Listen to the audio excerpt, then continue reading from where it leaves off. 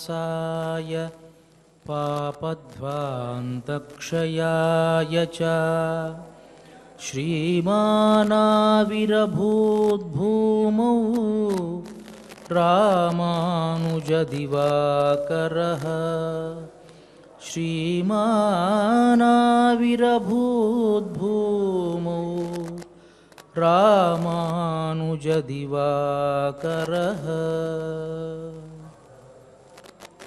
శ్రీ శ్వేతవరాహకల్ప అధినాయకుడైనటువంటి వరాహస్వామి పాదార విందాల చెంత అఖిలాండకోటి బ్రహ్మాండ నాయకుడై కలియుగ ప్రత్యక్ష దైవమైనటువంటి శ్రీనివాసుని పాద పద్మాల వద్ద తిరుప్పావైజీయర్ అని పేరుగాంచినటువంటి భగవద్ రామానుజుల పరంపరా ప్రాప్తమైనటువంటి శ్రీ శ్రీ శ్రీ పరమహంస పరివ్రాజకాచార్యవర్యులు ఉభయ వేదాంత ప్రవర్తకాచార్యులు అయినటువంటి తిరుమల శ్రీ పదజయంగార్ల పవిత్ర మఠ ప్రాంగణంలో భగవద్భాగవత ఆచార్యుల అనుగ్రహంతో తిరుమల తిరుపతి దేవస్థానములు శ్రీ వెంకటేశ్వర భక్తి ఛానల్ వారి సౌజన్యంతో ధనుర్మాస ఉత్సవ కార్యక్రమంలో నేటికి మనం 6వ పాశురంలోకి ప్రవేశించాం. ప్రతిరోజు మాదిరిగానే ముందుగా భగవద్ రామానుజుల వైభవాన్ని కొంత తెలుసుకొని కార్యక్రమంలోకి ప్రవేశిద్దాం. శాస్త్రైః పరం స్ఫుటం అమానుషభావ ఏవ జోఘుష్యతే నతవదీన దయైకతాన దేవసహస్రవదనో గురవోపి పూర్వే రక్షోపి దివ్య మహిమానమవాదిషుస్తే. శ్రీ వాధూల వీరరాఘవాచార్య స్వామివారు అనుగ్రహించినటువంటి రామానుజ అతిమానుషస్తవంలోని 33వ శ్లోకాన్ని మనం అనుసంధానం చేసుకుంటూ ఉన్నాం. భగవద్ రామానుజుల వైభవాన్ని వారు తెలియజేస్తూ ఉన్నారు. ఓ రామానుజ, దీన దయైకతాన, దీనులయందు అత్యంత ప్రీతి కలిగినటువంటి వాడా, శాస్త్రైః పరం స్ఫుటం అమానుషభావ ఏవ, నీ అమానుష చేష్టితాలన్నీ కూడా శాస్త్రాలలో ఎక్కువగా వర్ణించలేదేమో, చెప్పలేము గాని దేవ సహస్రవదనో గురవేపు పూర్వే రక్షోపి దివ్య మహిమానమవాదిషుస్తే. సాక్షాత్తు వరదరాజస్వామి, సుందరబాహుస్వామి, అదేవిధముగా మీ ఆచార్యులైనటువంటి పంచాచార్యులు, బ్రహ్మరాక్షసు, వీళ్ళందరూ కూడా నీ అమానవ అప్రాకృతమైనటువంటి చేష్టలన్నీ కూడా వర్ణించారు కదా అని ఈ శ్లోకంలో తెలియజేస్తూ ఉన్నారు. నిన్నటి శ్లోకంలో మొన్నటి శ్లోకంలో కూడా మనం చెప్పుకున్నాం. సాక్షాత్తు వరదరాజస్వామి భగవద్ రామానుజుల వైభవాన్ని తిరుక్కచ్చినంబికి తెలియజేశారు అని. నిన్నటి శ్లోకంలో సుందరబాహుస్వామి తిరుమారుంశోలై దివ్యదేశంలో వేంచేసి ఉన్నటువంటి ఆ స్వామి పెరియనంబి వంశస్థులకు భగవద్ రామానుజుల వైభవాన్ని తెలియజేశారు అనేటువంటి విషయాలు మనం తెలుసుకున్నాం. అలా సాక్షాత్తు పరాత్పరుడి ద్వారానే నువ్వు పొగిడించుకున్నావు కదా స్వామి అని భగవద్ రామానుజుల వైభవాన్ని తెలియజేస్తారు వాధూల వీరరాఘవాచార్య స్వామివారు. మరి అలాంటి భగవద్ రామానుజుల పరంపరకు సంబంధించినటువంటి ఇద్దరు మహనీయులు ప్రత్యక్షంగా మనకు ఇక్కడ వేంచేసి ఉన్నారు. కాబట్టి కార్యక్రమాన్ని ప్రారంభించవలసినదిగా వారికి మనఃపూర్వక దండ ప్రణామాలు సమర్పించుకుంటూ ప్రార్థిస్తూ ఉన్నాను.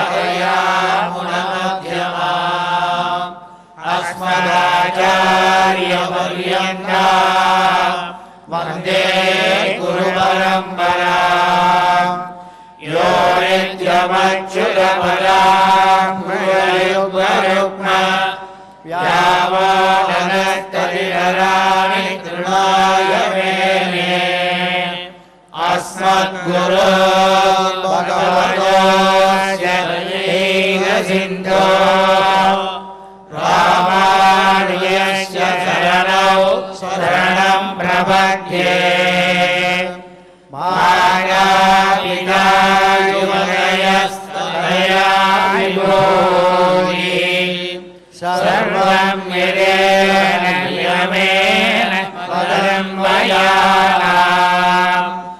आद्यस्य न कुलपते वकुलाभिराम श्रीमत्तदङ्घ्रियुगल प्रणमामि मूर्धा बोधक्षरस्य सकलाख्यय पठनाय श्रीभक्तिसार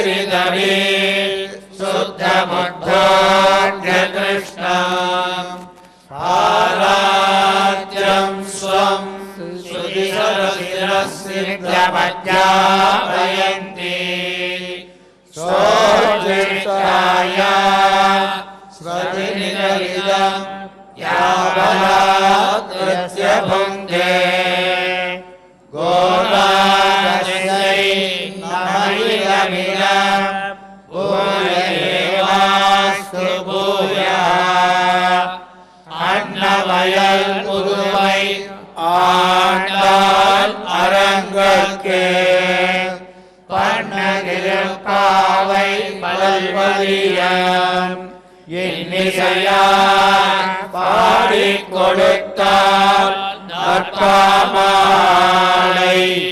பூமாலை சூடிக் கொடுத்தாலைச் சொல்லு சூடிக் கொடுத்த சுரர் கொடியே தொல்பாவை பாடி அருளவல்ல வல்லரையாய் நாடினே கடவர்க்கு என்ன விதி என்னையும் மாற்றம் நாங்களவா வண்ணனே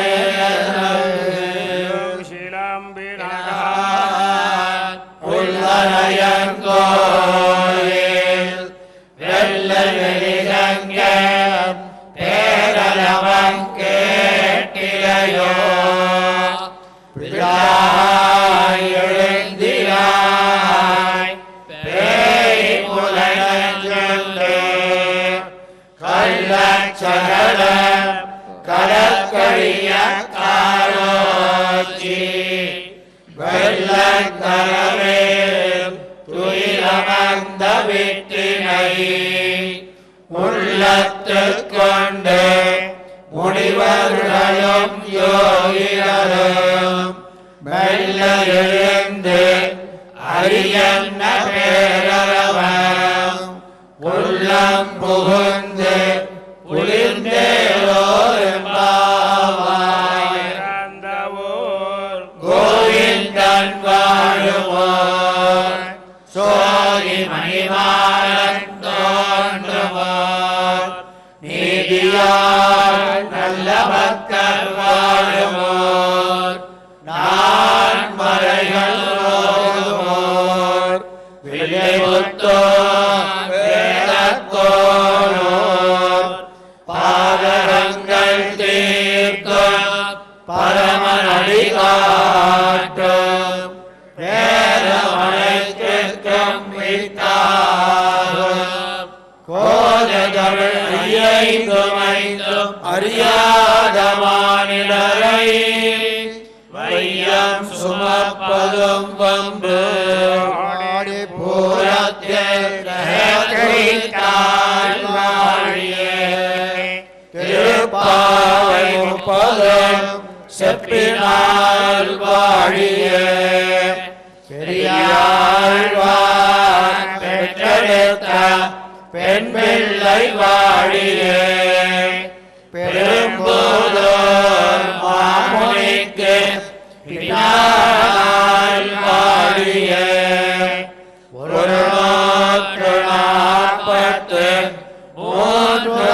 143 வாழிய உயரங்கற்கே உகந்தளித்தார் வாழிய மறுவாரம் திருமல்லி வளநாடு வாழிய வன்புதுவை நகர்கோதை மலர்பதங்கள் வாழிய. శ్రీమతే రామానుజాయ నమః. శ్రీమద్వరవరమునయే నమః. ముందుగా పాశురాన్ని అనుసంధానం చేసుకొని పాశుర అర్థాన్ని ఆస్వాదిద్దాం. புள்ளும் சிலம்பினகான் உள்ளரையின் கோயிலில் வெள்ளை விழி செங்கின் பேரரவங் கேட்டிலையோ பிள்ளாய் எழுந்திராய் பேய்முலை நஞ்சுண்டு கள்ளச்சகடம் கள்ளச்சகடம் அளக்கழிய காலோச்சி கலக்கழிய காலோச்சி வெள்ளத்தரவில் வெள்ளத்தரவில் துயிலமர்ந்த வித்தினை அமர்ந்த வித்தினை உள்ளத்து கொண்டு உள்ளத்துக் கொண்டு முனிவர்களும் யோகிகளும் முனிவர்களும் யோகிகளும் மெல்ல எழுந்து மெல்ல எழுந்து அரியன்ன பேரரவம் என்ன பேரவம் உள்ளம் புகுந்து உள்ளம் புகுந்து குளிர்ந்தேலோரெம்பாவாய்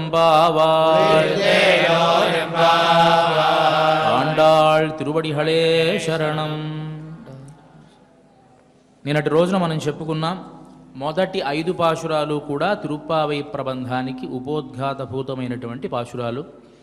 వ్రతం ఎలా చేసుకోవాలో, వ్రతానికి ఉండేటువంటి నియమాలు ఏమిటో, వ్రతం ఆచరిస్తే వచ్చేటువంటి ఫలితం ఏమిటో తెలుసుకొని నిన్నటి రోజున వ్రతానికి ఎలాంటి విఘ్నాలు కూడా రావు అని నిస్సంకోచంగా గోదాదేవి చెప్పింది. ఎందువల్లంటే దామోదర అనేటువంటి ఆ నామాన్ని ఉచ్చరిస్తే ఆగామి సంచితము అనేటువంటి 2 పాపాలు కూడా పోతాయి.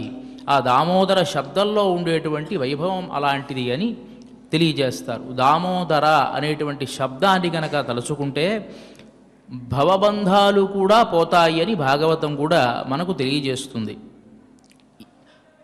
దామోదర ఆ శబ్దాన్ని వింటూ ఉంటే ఎన్నో ఒక చేష్ట కాదు, రకరకాల విశేషాలన్నీ కూడా మన ముందుకు ఒక్కసారి ప్రత్యక్షమవుతుంది.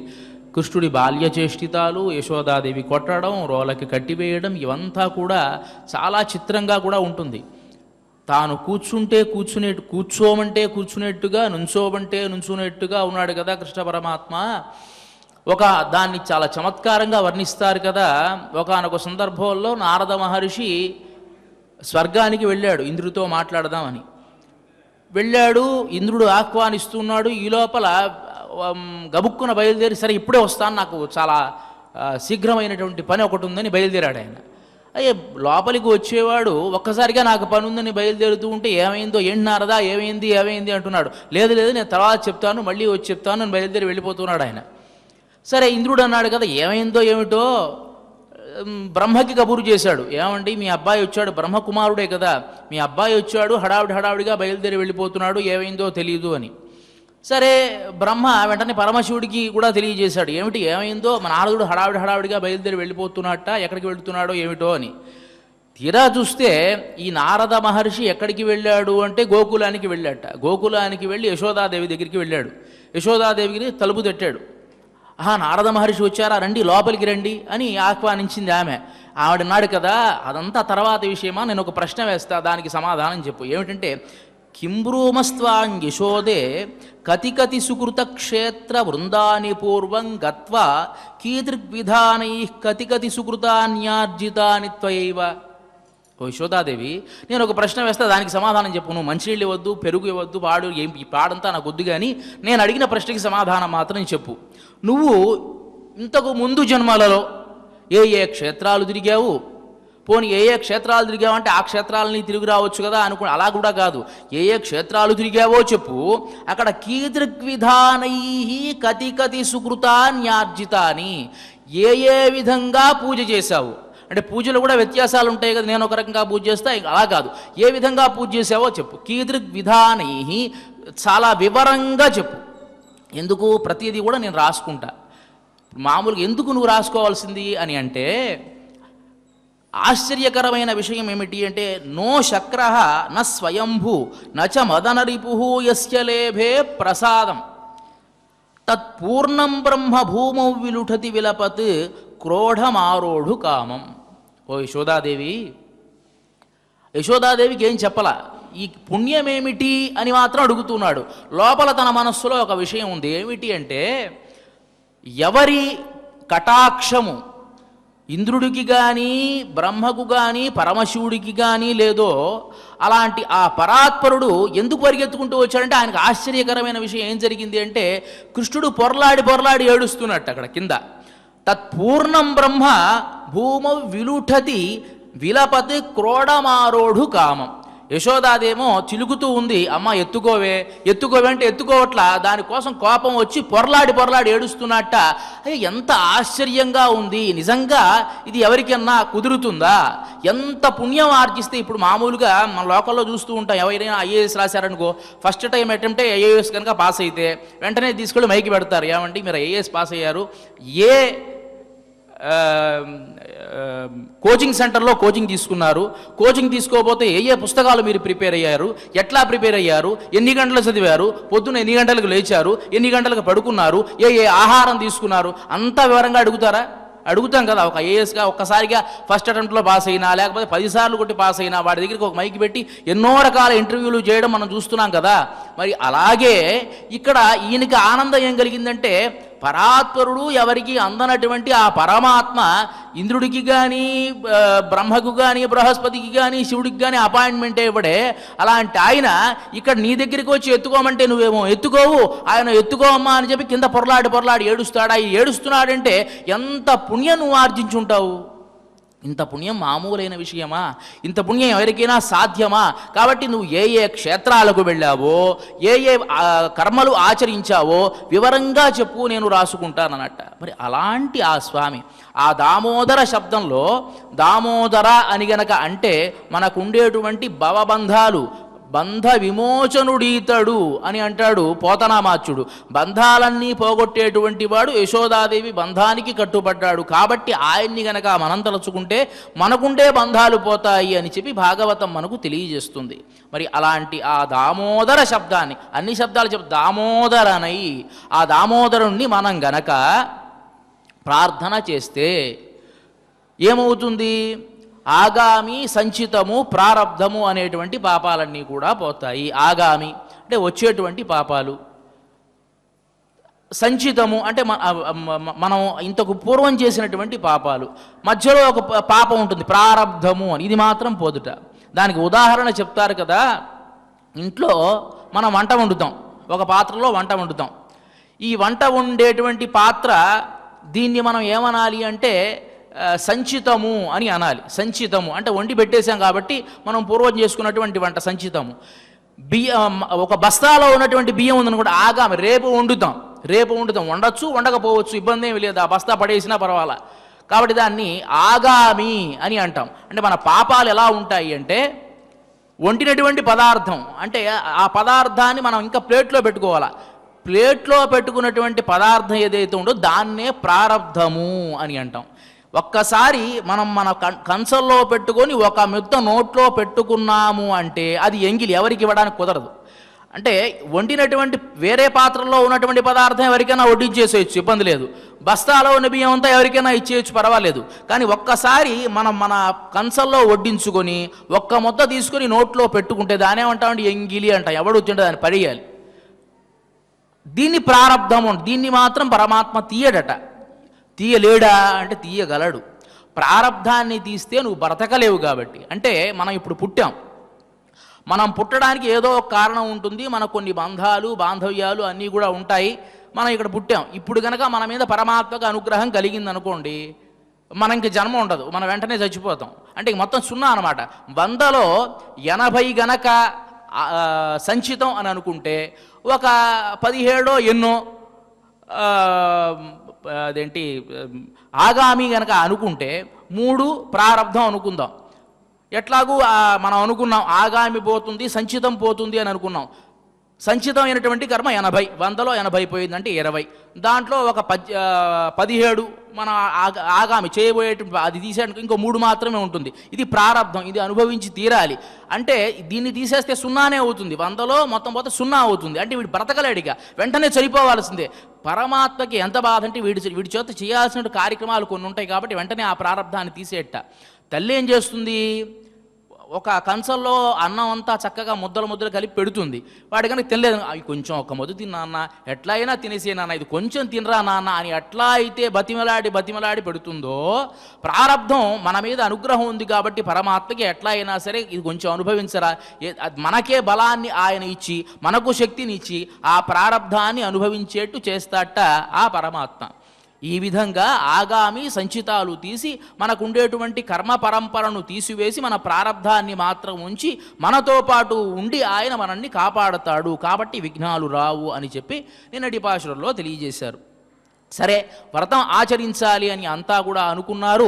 వ్రతం ఆచరించాలి అని అంటే మళ్ళీ మరుసటి రోజు అంతా ఉదయాన్నే వేకువజామునే బయలుదేరి అందరూ కూడా ఒక చోట కలిసి వ్రతం చేసుకుందామని ఒక సంకేత స్థలాన్ని ఏర్పాటు చేసుకున్నారు. అంతా వచ్చారా అంటే కొంతమంది గోపబాలికలు రాలా. వీళ్ళు ఏమిటి అంటే ఇంకా రాలా, వీళ్ళు నిద్రపోతూ ఉన్నారు. నిద్రపోతారా? నిద్ర అంటే మామూలు నిద్ర, సరే యోగ నిద్ర అనొచ్చు, భోగ నిద్ర అనొచ్చు, ఏకోగ నిద్ర అనొచ్చు. నిద్రపోతూ ఉన్నారు అంటే నిద్రకి చాలా లక్షణాలు ఉన్నాయండి. ఎందుకు నిద్రపోతారు? ఎవరైనా ప్రశాంతంగా నిద్రపోగలరా లోకల్లో? నాకైతే ఒక్కొక్కసారి నిద్ర కూడా పట్టదు. అందరికీ కూడా ఈ సమాజంలో ఎలా ఉందంటే ఇప్పుడున్న పరిస్థితుల్లో ఏదో కొన్ని ఇబ్బందులు, ఏదో కొన్ని కష్టాలు, రోగం రావడం, ఈ బాధల వల్ల పరిపూర్ణమైన నిద్ర పట్టదు. పరిపూర్ణమైన నిద్ర పట్టిందంటే వాడు నిజంగా ఆరోగ్యవంతుడు, వాడికి ఎలాంటి ఇబ్బంది లేదని అర్థం.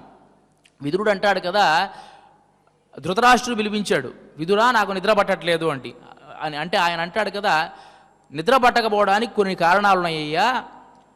పరాక్రమవంతులతో వైరం పట్టుకుంటే నిద్ర పట్టదు. అదేవిధంగా ఎవరి సొమ్మునైనా కాజేయాలి అనే బుద్ధి ఉంటే నిద్ర పట్టదు. ఎవరి మీదన్నా దాడి చేయాలి అనే దుర్బుద్ధి ఉంటే నిద్ర పట్టదు. ఇలాంటి లక్షణాలు నీకు ఉండి ఉండవే సహజంగా, మరి నీకెందుకు నిద్ర పట్టట్లేదు అంటాడు ఆయన. నిద్ర పట్టకపోవడానికి కారణాలు దానికి శాస్త్రం చెబుతోంది. కుతో నిద్రా దరిద్రస్య పరప్రేష్య దరస్య చ పరనారీ ప్రసక్తస్య పరద్రవ్య హరస్య చ. నిద్ర అనేటువంటిది కొంతమందికి ఉండదట. దరిద్రుడైనటువంటి వాడికి పాపం నిద్ర ఉండదు. అంటే పాపం రెక్కాడితే డొక్కాడదు అంటాను చూసారా, ఇవాళ గడిచింది రేపు ఎట్లా గడుస్తుందో తెలియదు కదా అని అనుకునేటువంటి వాడికి పాపం నిద్ర పట్టదు.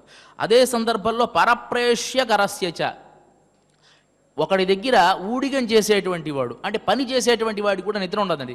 ఏ సమయంలో కబురు పెడతాడో తెలియదు, ఎప్పుడు నువ్వు ఇట్లా రా అంటాడో తెలియదు. కాబట్టి కొంచెం కలత నిద్రతోనే ఉంటాడు తప్ప పరిపూర్ణంగా వాడు నిద్రపోలేడు. పరనారీ ప్రసక్తస్య, వేరే స్త్రీల విషయాల్లో ఆలోచన ఉన్నవాడికి నిద్ర పట్టదు. పరద్రవ్య హరస్యచ, ఇతరుల ద్రవ్యాన్ని హరించాలి అని అనుకునేవాడు కూడా నిద్ర పట్టదు. మరి నిద్ర వెడికి పడుతుంది ప్రశాంతంగా ఉన్నవాడికి.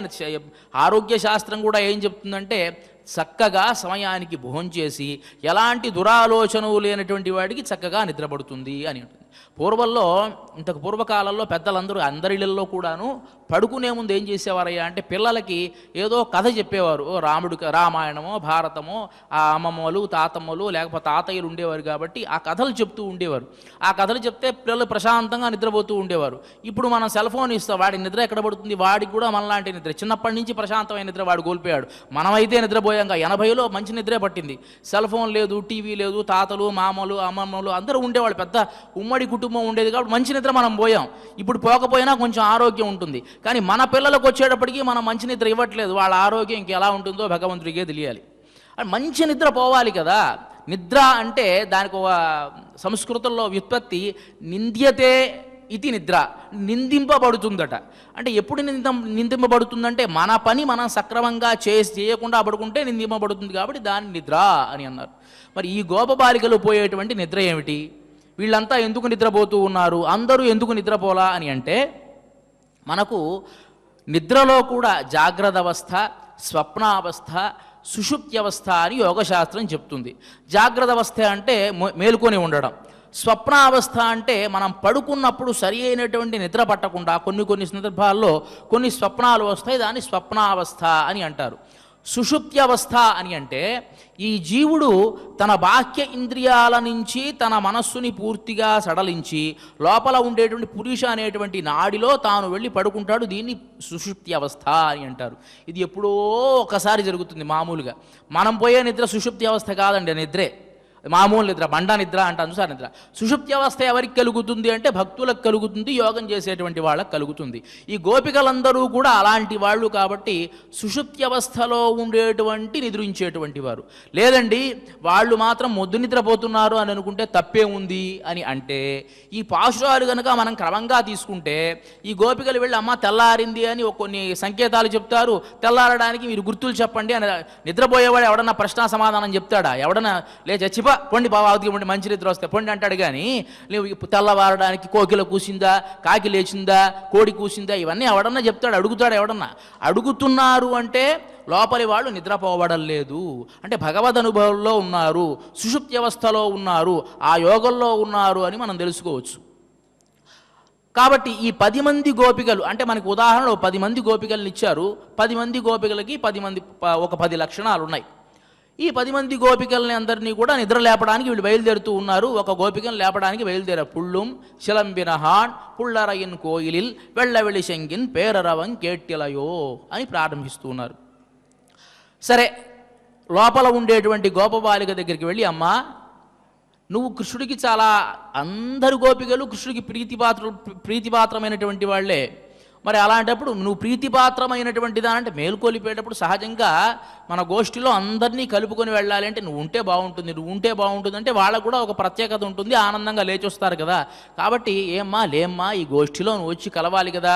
పుళ్ళుం శిలంబిన తెల్లారింది లే అని అన్నారు. తెల్లవారడానికి గుర్తులు ఏవైనా ఉన్నాయా అని అంటే వెంటనే అన్నారు కదా, పుళ్ళుం శిలంబినహాన్. ప్రపంచంలో అన్ని ప్రాణులు కూడా సమానమైనటువంటివే, మనిషి అయినా జంతువైనా అది ఏదైనా సరే. ఆహార నిద్ర భయమైథునాని సామాన్యమేతత్ పశుభిర్నరాణాం జ్ఞానం విశేషోహ్యధికం మనుష్యే తేనైవ హీనః పశుభిః సమానః అని. ప్రతి జంతువు కూడా అంటే మనిషితో కూడా కలిపి చక్కగా బ్రతకాలి, చక్కగా జీవించాలి అని ఆశిస్తారు. కానీ మనిషి ఒకడు మాత్రమే కొంచెం భిన్నంగా ఆలోచిస్తాడు, రేపటి గురించి ఆలోచిస్తాడు. మనిషికి మాత్రమే ఆ లక్షణం. జంతువులు రేపటి గురించి ఆలోచించలేవండి, వాటికి అంత బుద్ధి కూడా ఉండదు. పాపం లేచిందా, ఆహార యాత్రకు బయలుదేరిందా, తీసుకుందా, తిన్నదా, పడుకుందా, మళ్ళీ రేపటి ఆహార యాత్రకు మళ్ళీ రేపు బయలుదేరుతుంది. మనిషికి మాత్రమే జ్ఞానం ఉంది కాబట్టి రేపేమి చెయ్యాలి, అది మంచి అయినా చెడైనా ఏదైనా మనిషి మాత్రమే ఆలోచించగలరు. కాబట్టి జ్ఞానం ఉన్నవాడు మనిషి, జ్ఞానం లేనటువంటివి జంతువులు.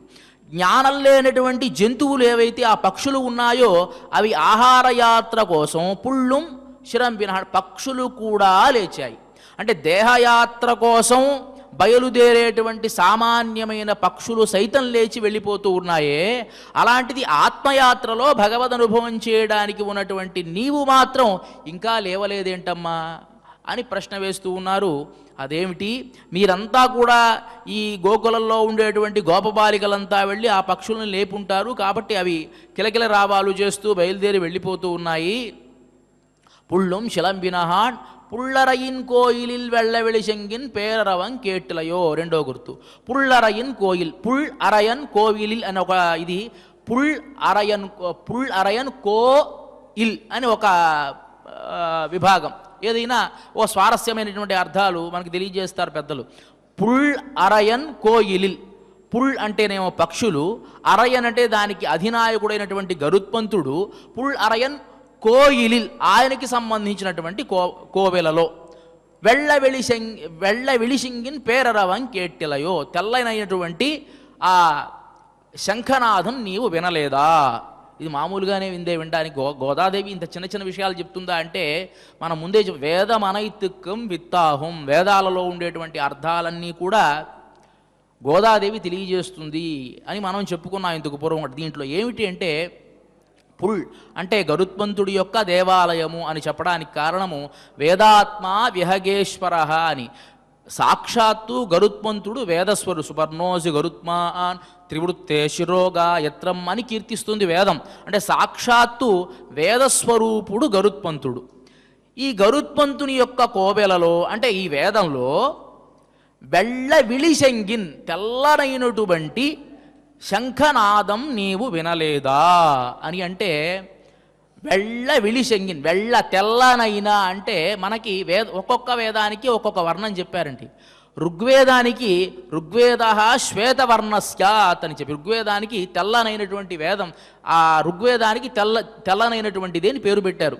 ఋగ్వేద శ్వేతవర్ణస్యాత్ అని చెప్పి ఆ ఋగ్వేదంలో ఒక మంత్రం ఉన్నది. ఏమిటి అంటే సంగచ్చధ్వం సంవదధ్వం సంవోమనాంసి జానత దేవాభాగం యథా పూర్వే సంజానానా ఉపాసతే అని చెప్పి. అంటే ఇది అందరినీ కూడా మేల్కొలిపేటువంటి అంటే అందరినీ కూడా ఒక సమూహంగా కలుపుకునేటువంటి ఒక మంత్రం. ఏమిటంటే సంగచ్చధ్వం, మనమంతా కూడా ఒక కలిసి ఉందాము, కలిసి బయలుదేరదాము. సంవదధ్వం, మనమంతా కూడా కలిసి మాట్లాడదాము. సంవో మనాంసి జానత, మనమంతా కూడా ఒకే విధముగా ఆలోచిద్దాము. యథాపూర్వే దేవాభాగం, దేవతలందరూ కూడా పూర్వం ఇదే విధంగా చేశారు కాబట్టి సంజానానా ఉపాసతే, వారు పూజ్యులయ్యారు అనేటువంటిది ఈ మంత్రానికి ఉండేటువంటి అర్థం. అమ్మా, మనమంతా ఏమనుకున్నాం? కృష్ణ పరమాత్మని కలిసి వెళ్ళి అనుభవిద్దాం అనుకున్నాం కదా. నువ్వేం చేస్తున్నావు? ఇక్కడ ఈ వేదమంతా ఎంత నిగూఢమైనటువంటి అర్థమో చూడండి. వెళ్ళ విళి శంగిన్ పేర, అది చాలా పైకి చూడడానికి మామూలు మాట. అంటే వేద ప్రతిపాద్యుడైనటువంటి, వేదస్వరూపుడైనటువంటి గరుత్మంతుడిలో ఋగ్వేద భాగంలో ఉండేటువంటి మంత్రం చేసేటువంటి శబ్దం నీకు అర్థం కావడం లేదా అనేటువంటిది ఇక్కడ అర్థం. ఆ మంత్రం ఏం చెబుతోంది అంటే అందరూ కలిసి బయలుదేరి వెళ్ళాలి, అందరూ కలిసి కీర్తించాలి, అందరూ ఒకే విధంగా పరమాత్మ ధ్యానం చెయ్యాలి. ఎందువల్ల అంటే దేవతలు ఇంతకు పూర్వం అదే చేశారు, వాళ్ళు పూజింపబడ్డారు అనేటువంటిది ఈ మంత్రానికి ఉండేటువంటి అర్థం. అలా మనం అనుకున్నాం కదా, ఇంతకు పూర్వం అందరూ కూడా కలిసి వెళ్ళి కృష్ణ పరమాత్మను సందర్శించి మనం పరై అనేటువంటి వాద్యాన్ని తెచ్చుకుందామని అనుకున్నాము కదా. మరి నువ్వు మాత్రం అట్లా మేలుకోకుండా పడుకుంటూ భగవద్ అనుభవం చేస్తూ ఉన్నావే అని ఇంకో ఉదాహరణ వాళ్ళు చెప్పారు. వెళ్ళ విళిశంగిన్ పేరరవం కేట్టిలయో. ఇంకో ఉదాహరణ, వెళ్ళ వెళిశంగిన్ పుల్లరయిన్ కోయిల్. గరుత్మంతుడిని ప్రస్తావన చేయడానికి కారణం ఏమిటంటే, గరుత్మంతుడికి ఒక గొప్ప నైజం ఉందండి. ఏమిటంటే తన తల్లి దాస్యం నుంచి తల్లిని విముక్తి చేశాడు, తన దాస్యాన్ని తాను పోగొట్టుకున్నటువంటి వాడు గరుత్మంతుడు. ఆ గరుత్మంతుని వీళ్ళు ఎందుకు ప్రార్థిస్తూ, ఎందుకు ఇప్పుడు చెబుతూ ఉన్నారంటే, నీవెలాంటి దానివో తెలుసా, భగవద్ అనుభవాన్ని మాకు కలిగించేటువంటి శక్తి కలిగిన దానివి, నీకు కలిగించేటువంటి శక్తి కలిగిన దానివి. మనమంతా కూడా ఒక బంధంలో ఉన్నాం ప్రస్తుతానికి. మన పెద్దవాళ్ళంతా కూడా వ్రతం ఆచరించమని చెప్పారు. వర్షం రావడానికి వ్రతం ఆచరించండి అని అన్నారు. మనం వాళ్ళకంతా పరతంత్రులంగా, అంటే దాసులంగా ఉన్నాము. నువ్వు ఎలాంటి దానివి అంటే, మా దాస్యాన్ని పోగొట్టగలవు, నీ దాస్యాన్ని పోగొట్టగలవు, సాక్షాత్తు పరమాత్మకు మమ్మల్ని చేర్చగలిగినటువంటి చాకచక్యం నీ దగ్గర ఉన్నటువంటి దానివి. అంటే ఇప్పుడు ఈ గోపబాలికలంతా వ్రతం ఆచరించి పెద్దవాళ్ళందరికీ వర్షం తెచ్చిపెట్టాలి. ఇది వాళ్ళ మీద ఉండేటువంటి గురుతరమైనటువంటి బాధ్యత. ఈ బాధ్యత నువ్వు గనక ఉన్నావనుకో, ఆ విధంగా చేసి గరుత్మంతుడు ఎట్లా అయితే తన దాస్యం నుంచి, తల్లి దాస్యం నుంచి మొత్తం విముక్తి చేసుకొని తాను పరమాత్మ దగ్గరికి వెళ్ళి గరుత్మంతుడిగా వాహన రూపంలో ఉన్నాడో, అదేవిధంగా నువ్వు గనక తలచుకుంటే మనకుండేటువంటి ఈ భవబంధాలన్నీ కూడా తీసివేసి పరమాత్మ దగ్గరకు చేర్చేటువంటి చాకచక్యం కలిగినటువంటి దానివి. అది నీకు గుర్తు రావడం లేదా? పుల్లరయిన్ కోయిలిల్ వెళ్ళ వెళిశంగిన్ పేరరవం కేట్టిలయో. పిళ్ళాయ్, చాలా చిన్నదానా. పిళ్ళాయ్ అంటే చిన్నదానా.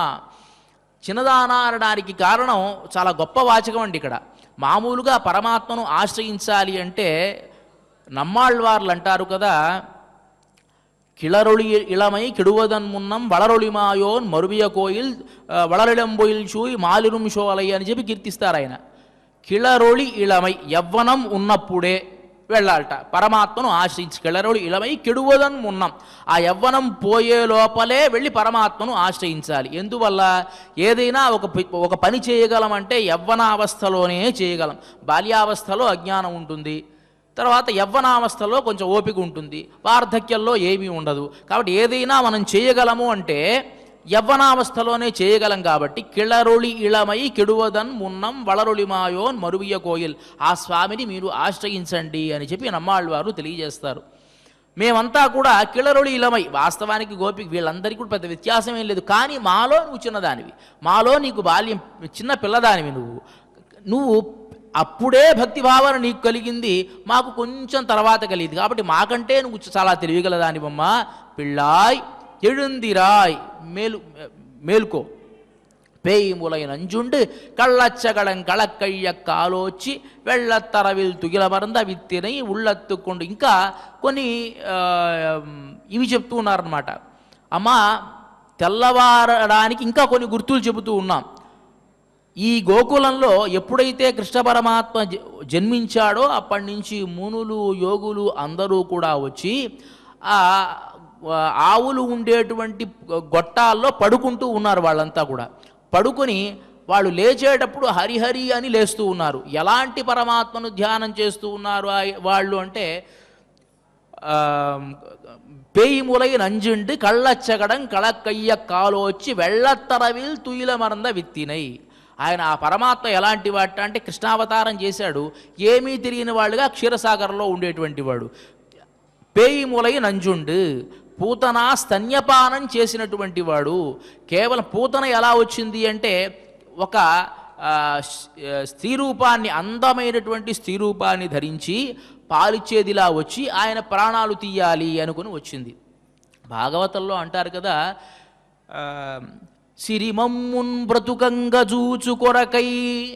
ఆ పూతన ఒక 16 ఏళ్ల ప్రాయంలో ఉన్నటువంటి స్త్రీలాగా వస్తూ ఉంటే ఆమెను చూసి సాక్షాత్తు లక్ష్మీదేవి వస్తోందా అన్నట్టుగా అనుకున్నట్ట గోకులంలో ఉండేటువంటి వాళ్ళంతా. ఆమెను చూచి మాట్లాడలేక, అంటే అంత సౌందర్యంగా ఉంది ఆ పూతన, మాట్లాడలేక ఎదురు చెప్పలేక అలాగే ఉన్నారు. ఈ యశోదాదేవి ఇంటికి తాను ప్రవేశించింది, ఆ పిల్లవాడికి పాలిస్తూ ఉంది. యశోదాదేవి తర్వాత రోహిణి ఇద్దరు కూడా వారించబోతూ ఉన్నారు, కానీ వారించలేకపోతూ ఉన్నారు. ఆ రూపాన్ని చూసి వారిద్దామని అనుకుంటున్నారు కానీ వారించలేకపోతూ ఉన్నారు. ఆ పాలిచ్చేటువంటి సందర్భంలో పూతన అంటుంది కదా, నా చనుబాలొక గుర్కెడు ఓ చిన్ని కుమార త్రావు మెయ్యన, నువ్వు కొంచెం ఈ గుక్క తాగు పాలు చాలు, పిదపన్ నీ చలువ మెరువవచ్చును, తరువాత నీ అందం ఏమిటో తెలుస్తుంది, నా చలువను సఫలమగును నళినదళాక్ష, నా జీవితం కూడా సఫలమవుతుంది, నా అందం కూడా పెరుగుతుంది నువ్వు గనక పాలు తాగితే అని అంటుంది. వాస్తవానికి పైకి సంహరించడానికి వచ్చింది. ఇక్కడ మనకు చెప్పేటువంటి విషయం ఏమిటంటే, పెద్దవాళ్ళు కొంతమంది దంభాచారం అని అంటారు. లోపల మనస్సులో ఎలాంటి కల్మషాలు పెట్టుకున్నా పైకి మాత్రం నటిస్తూ ఉంటారు. కొన్ని సందర్భాలలో అది కూడా మనకు మంచే చేస్తుంది, మనకు ముక్తిని ఇస్తుంది అని చెప్పడం కోసమే ఈ పూతన వృత్తాంతాన్ని పెద్దలు మనకు తెలియజేస్తారట. పూతన మనస్సులో విషాన్ని పెట్టుకొని కృష్ణ పరమాత్మకు ఇవ్వడానికి వచ్చి పైన మాత్రం నటించింది కదా. ఎంత నటించినా ఒక్క 5 నిమిషాలు తల్లి అయింది కదండి. కృష్ణావతారంలో 3 తల్లులు కృష్ణుడికి, ఒకటేమో దేవకీదేవి. విచిత్రం చూడండి, ఆమె మాత్రం పాలివ్వల. రాక్షసి కూడా పాలిచ్చింది, విచిత్రం. అదే యశోదాదేవి పాలిచ్చింది. యశోదాదేవికి ఉన్న భాగ్యం పూతనకి కూడా కలిగింది, కానీ దేవకీదేవికి కలగలేదే. పూతన ఏమి చేసుకుంది పుణ్యం అని అంటే, గర్గభాగవతంలో చెప్తారు. బలిచక్రవర్తి దగ్గరికి వామనమూర్తి వచ్చినప్పుడు వామనమూర్తి యొక్క సౌందర్యాన్ని చూసినటువంటి బలిచక్రవర్తి కుమార్తె రత్నమాల అనేటువంటి ఆమె, ఇలాంటి పిల్లవాడిని కంటే ఎంత బాగుంటుంది కదా అని అనుకుందట ఆమె. అప్పుడే తథాస్తు, బలిచక్రవర్తిని పాపం పాతాళలోకానికి పంపించేటప్పుడు కనీసం ఆఫర్నా ఇవ్వాలి కదా, కనీసం వాళ్ళ కోరికలన్నా. బలిచక్రవర్తికి ఏమో పాతాళలోకాన్ని ఇచ్చాడు, ఆమె కుమార్తెకి సరే తప్పకుండా నాలాంటి పుత్రుడు కాసేపు నీకుంటాళ్లే అని అన్నాడు. అదే విధముగా ఆ రత్నమాల అనేటువంటి ఆమె తర్వాత కృష్ణావతారంలో పూతనగా వచ్చి తన తల్లిగా కొంచెంసేపు తల్లిగా ఆమె నటించి ముక్తిని పొందింది అని మనకు ఈ గర్గభాగవతం ద్వారా తెలుస్తుంది. కాబట్టి అలాంటి నంజుండు పేయిమూలయ నంజుండు కళ్ళచ్చగడం కళక్కయ్య కాలోచి, తర్వాత శకటాసుర భంజనం చేసి వెళ్ళత్తరవిల్ తుయినమర్ద విత్తినై. వెళ్ళత్తరవిల్ క్షీరసాగరంలో శేషపాన్పు పైన తుయిల్ అమర్ద విత్తినై, ప్రశాంతంగా పడుకుంటూ ఉండేటువంటి బీజభూతమైనటువంటి వాడిని, బీజభూతమైనటువంటి వాడు ఆ క్షీరసాగరంలో. క్షీరసాగర విహార అపరిమిత ఘోరపాతక విదార క్రూర జనగణ విదూర నిగమ సంచార సుందర శరీరా అని కీర్తిస్తారు త్యాగరాజస్వామి. క్షీరసాగరంలో ఏమీ తెలియని వాళ్ళగా శేషపాన్పు పైన పడుకొని ఉంటాడు. కానీ విత్తు లాంటివాడు. ఒక వృక్షం వటవృక్షం పెరిగింది అంటే లోపల విత్తనం ఉంటేనే, ఆ విత్తనం ఉంటేనే ఆ విత్తనం కాస్త చెట్టుగా మారుతుంది. విత్తనం లేకపోతే చెట్టే మొలవదు కదా. కానీ ఈ ప్రపంచాన్ని అంతా సృష్టించి తాను మాత్రం ఏమీ తెలియకుండా పడుకొని ఉంటాట ఒక విత్తినై. అలాంటి విత్తులాంటి ఆ పరమాత్మను విత్తినై ఉళ్ళత్తు కొండు మునివర్గళం యోగిగళం మనస్సులో తలచుకుని ఈ వ్రేపల్లలో ఆ కృష్ణ పరమాత్మ సందర్శనం చేయడానికి వచ్చినటువంటి మునులు యోగులు వాళ్ళంతా కూడా తెల్లవారుజామేటప్పుడు లేస్తూ ఉంటారు. ఎట్లా లేస్తారట? హరియన్న పేరరవం, హరి హరి హరి అంటూ లేస్తారట. ఎందువల్ల అట్లా లేస్తారు? కుడివైపు తిరిగి లేస్తారు. కొన్ని ఆరోగ్య సూత్రాలు కూడా మన పెద్దవాళ్ళు చెప్పారండి. లేచేటప్పుడు ఎడమవైపు లేవకూడదు, కుడివైపు లేవాలి. లేచిన వెంటనే చేతులు ఇట్లా రుద్దుకోవాలి, కళ్ళకట్లా. ఇది ఎందువల్ల? కుడివైపు ఎందుకు తిరగాలంటే లేచేవాడు ఒక్కసారిగా ఎడమవైపు తిరిగితే మన గుండె మీద ఒక ప్రభావం పడుతుంది అని మనకి సాంకేతికమైనటువంటి ఒక విషయం డాక్టర్లు చెబుతూ ఉంటారు. మన పెద్దవాళ్ళు ఏం చేశారు? కుడివైపు తిరగాలి, అది మంచిది. అది లేచేటప్పుడు హరిహరి అని అనుకోవాలి. ఈ యోగులు ఎందుకు చేస్తున్నారు హరిహరి అని అంటే, ఎప్పుడూ కూడా మహానుభావులైనటువంటి వాళ్ళు పడుకునేటువంటి ముందర పరమాత్మను ధ్యానం చేసి పడుకుంటారు. ఎలా? సచ్చిత్తశాయి, భుజగేంద్రశాయి, నందాంకశాయి, కమలాంకశాయి, అంభోజ్యశాయి, వటపత్రశాయి, శ్రీరంగశాయి, రమతాం మనోమే, నా మనస్సులో నువ్వు ప్రశాంతంగా ఉండుగాక అని భావించి పడుకుంటారు వాళ్ళు. మరి లేచేటప్పుడు అలా గబగబా లేచేస్తే పాపం లోపల పడుకున్నటువంటి పరమాత్మకి ఇబ్బంది కలుగుతుంది కదా. అలా లేవకూడదు, నెమ్మదిగా లేవాలి అని చెప్పి హరి అన్న పేరరవం, నెమ్మదిగా హరి హరి హరి అనుకుంటూ. దానికి వ్యాఖ్యానకారులు చెప్తారు కదా, జ్ఞానులైనటువంటి వాళ్ళు రెండు రకాలుగా ఉంటారట. ఒక గర్భిణీ స్త్రీ ఏ విధంగా అయితే గర్భంతో ఉంటుందని గబుక్కుని లేవదండి, చాలా జాగ్రత్తగా ఒద్దిగి ఒకవైపు ఒరిగి నెమ్మదిగా లేస్తుంది గర్భిణీ స్త్రీ. ఇంకోటి పాలిచ్చే తల్లి ఎలా ఇస్తుంది? పాలిచ్చిన తర్వాత గుండెల మీద పడుకోబెట్టుకుంటుంది కదా పిల్లవాడిని. ఆ పడుకోబెట్టుకున్నప్పుడు ఏం చేస్తుందట? తను పొద్దునే లేవాలి, వేకవజామునే లేవాలి, కళ్ళాపు చల్లాలి, ముగ్గు వేసుకోవాలి. కాబట్టి ఆ పిల్లవాడికి ఎలాంటి ఇబ్బంది కూడా కలగకుండా నెమ్మదిగా ఆ హృదయం మీద ఉండేటువంటి పిల్లవాడిని తీసి నెమ్మదిగా పక్కన పెట్టి ఎలా అయితే లేస్తుందో అని రెండు రకాల వ్యాఖ్యానాలు చెప్పారు మన పూర్వాచార్యులు. ఈ విధంగా జ్ఞానులైనటువంటి వారు అరియన్న పేరరవం ఉళ్ళం పుహుందు కుడిరిందేలో రెంబావాయి హరిహరి అంటూ వాళ్ళు లేస్తున్నారమ్మా, ఆ శబ్దం కూడా నీకు వినపడలేదా అని చెప్పి ఇవాళ ఈ గోపబాలికలకి తెల్లవారడానికి ఉండేటువంటి కొన్ని లక్షణాలు తాము చెప్పి ఈ గోపబాలికను తమ గోష్ఠిలో కలుపుకొని ముందుకు సాగుతున్నారు గోదాదేవి.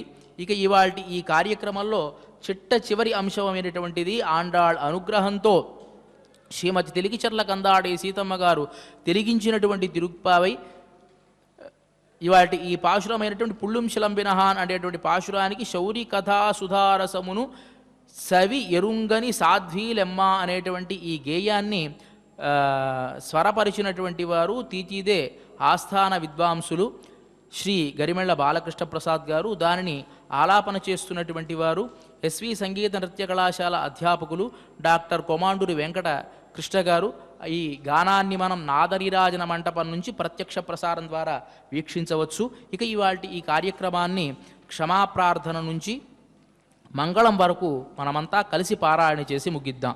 అధ క్షమా ప్రార్థనా యదక్షరపద భ్రష్టం మాత్రాహీనం చ యద్భవేత్ తత్సర్వం క్షమ్యతాం దేవా నారాయణ నమోస్తుతే. అథ భగవత్ సమర్పణం కాయేన వాచా మనసేంద్రియైర్వా బుద్ధ్యాత్మనా వా ప్రకృతే స్వభావాత్ కరోమి యద్యత్ సకలం పరస్మై నారాయణాయేతి సమర్పయామి. అథ లోకక్షేమ ప్రార్థనా స్వస్తి ప్రజాభ్యః పరిపాలయంతాం న్యాయేన మార్గేణ మహీం మహిషాః గోబ్రాహ్మణేభ్యః శుభమస్తు నిత్యం లోకాః సమస్తాః సుఖినో భవంతు.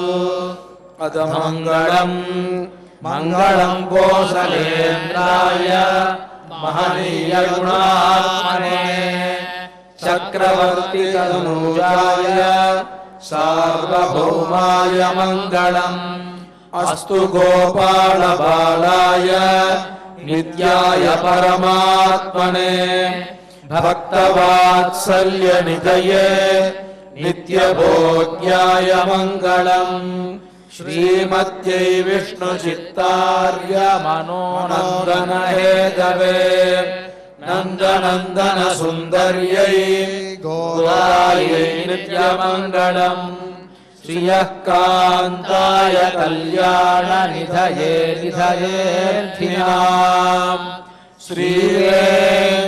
श्रीवेङ्कटनिवासाय श्रीनिवासाय मङ्गलम्।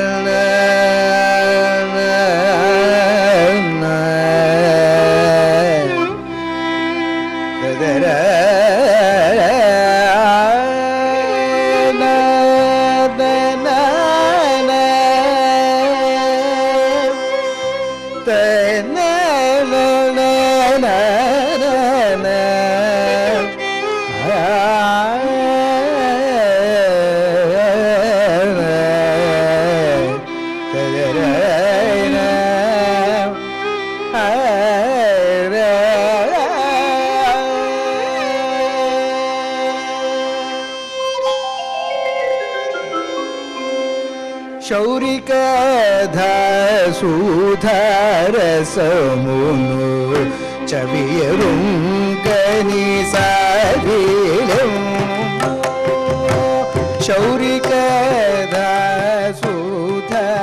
शौरिकधासूधरसमुनु चवियरुङ्गनि सारिलम्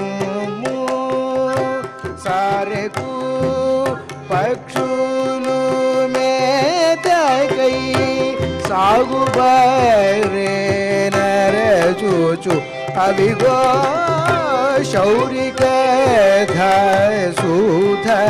शौरिकधासूधरसमुनु चवियरुङ्गनि साध्वीलम् सारेकु पक्षुलु मेतकै सागुबारे नरचूचु अभिगो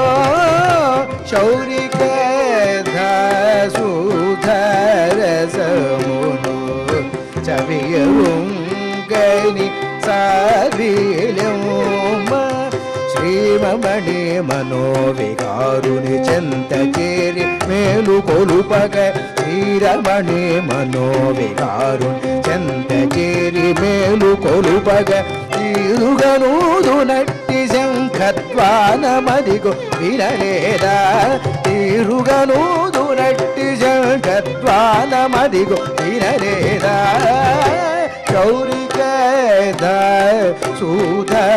शौरिकधासूधरसमुनु चवियरुङ्गनि साध्वीलम्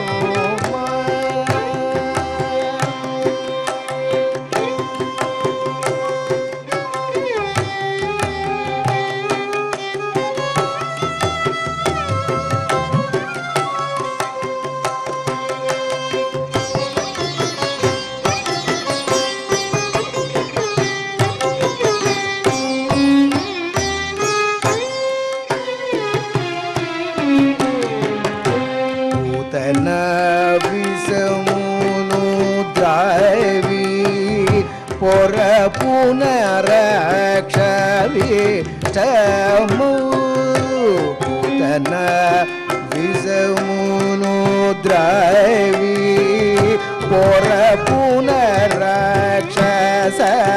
पुनरक्षवीष्टमु पातकं बगु बळि चक्रमु पादमूल मोगदा पूतनिना పాతకంబగు బండి చక్రము పాదమూలను గతాపూతని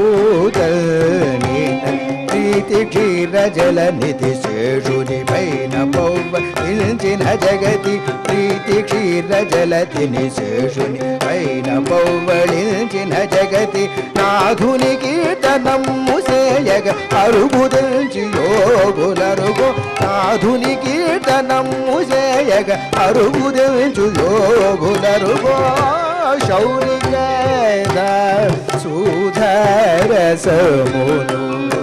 చవిరుంగని సారేము సారెకు పక్షులు మేతకై సాగుబారే నరజోజు అవిగో శౌరిక సుధరసమును చవిరుంగని సారేము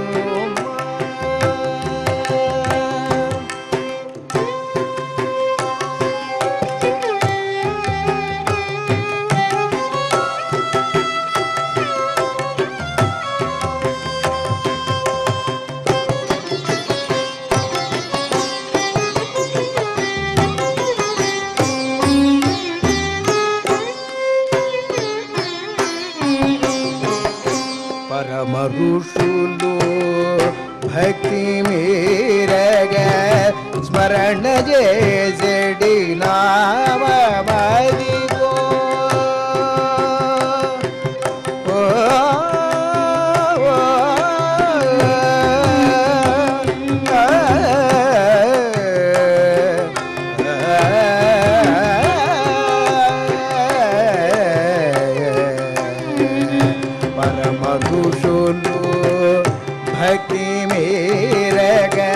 స్మరణ చేసడి నామదిగో సరగుమ మదిలోన జ్యోతియు చల్లబరచిలే పేనౌమ సరుగుమ మదిలోన జ్యోతియు చల్లబరచిలే పేనౌమ సరసిజ క్షిణిత్తుర మేల్కొని సత్వరంబుగను సనుజించి సరసిజ క్షిణిత్తుర మేల్కొని సత్వరంబుగను సనుజించి గురుతర వ్రతంబును నరింబగూడగా నిన్ను ప్రార్థించదము గురుతర వ్రతంబును నరింబగూడగా నిన్ను ప్రార్థించదము శౌరిక సుధరసమును రుంగని సారేము సారెకు పక్షులు మేదకై సాగుబారే నరజోజు అవిగో శౌరిక సుధరసమును చవిరుంగని సారేము